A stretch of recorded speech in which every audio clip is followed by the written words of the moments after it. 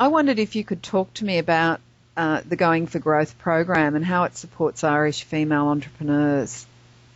I'd be delighted to. First of all, I suppose the context of why Going for Growth was set up. Going for Growth was set up simply because we realise clearly that less women start businesses than do men. And of those women who start businesses, fewer have an aspiration for growth. So we wanted to do something of a concrete nature which would support women to have the ambition in the first instance, the mindset, and then the capability to achieve growth. The way it goes about doing it is that we realise that entrepreneurs learn best from each other. So we bring entrepreneurs at more or less the same stage of development together. But if they were just to meet with each other, they would be in a circle that wouldn't bring them further along the road to development. So what we do is we bring them to a lead entrepreneur, as we call it. This is an entrepreneur who has achieved significant success in her own right, and she facilitates and leads a group of about 8 women. It allows them in the first instance to have a real concrete role model that they will meet once a month. And it is quite amazing when they meet a person once a month, they begin to realise that she too is a real person. She's no longer someone that you sort of just see on television or you hear about in the radio or read in the newspapers.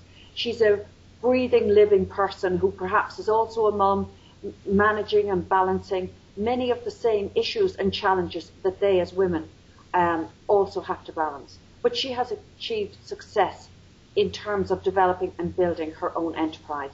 That, I think, is one of the most important things.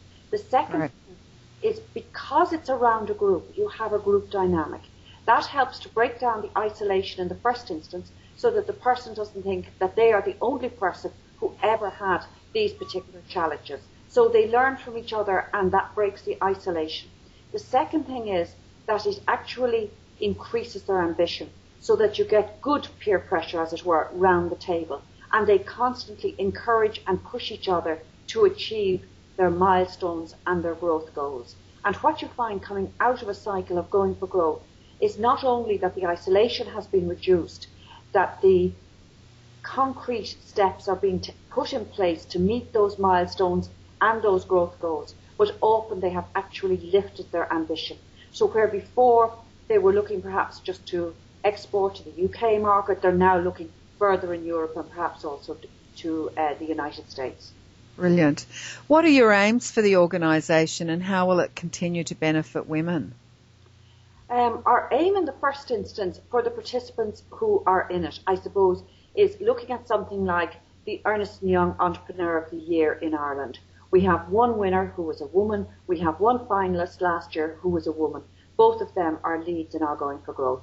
I want that there are many finalists in Ernst & Young type competitions that are women, to the extent that it's not even commented upon. Looking further then, what we want to do is to link, because Ireland is a very small island with a population of just over 4 million. And if you want to grow a business, you're going to have to very quickly look off the island of Ireland. So therefore, we want to take Going for Growth into other countries, both within Europe and across the Atlantic, with a view of getting connections between women entrepreneurs who are focused on growth, and by strengthening their network and allowing them to develop business contacts with each other, lift all of them together. You noted differences with women entrepreneurs in how they build businesses? Certainly there are differences. I'm involved in the Global Entrepreneurship Monitor, and from that I can tell that women and men tend to start different types of businesses. Now that's the first thing. So the type of business that you start has a great degree of influence on the type of business and the way that you might grow it. So women, for example, are much more involved in consumer-oriented businesses. In Ireland, a third of women startups are in the sector of retail, hotel and catering. And for that reason, you find that many of them are excluded in Ireland from financial support from the development agencies because they focus almost exclusively on manufacturing and internationally traded services for their financial support. Many of the women here are focused on locally traded services in the first instance.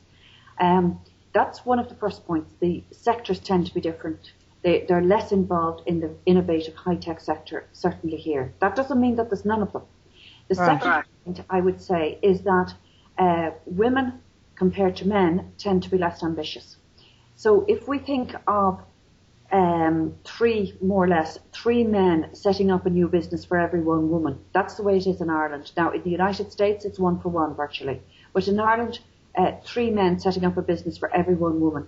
When you dig deeper and look at the number who want to become employers, so moving beyond self-employed to become employers, about the same ratio.